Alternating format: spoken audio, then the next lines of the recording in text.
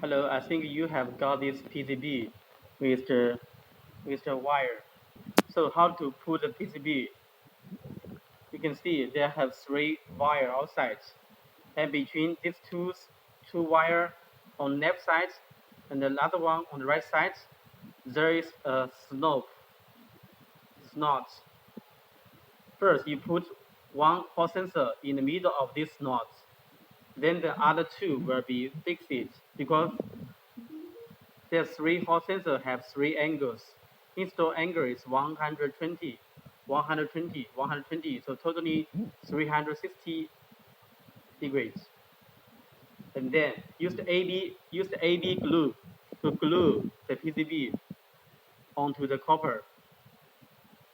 And when it's dry, let it dry. And for the other wire, you should go from one side and put here, make glue, fix it, make glue to glue here, and let it go outside.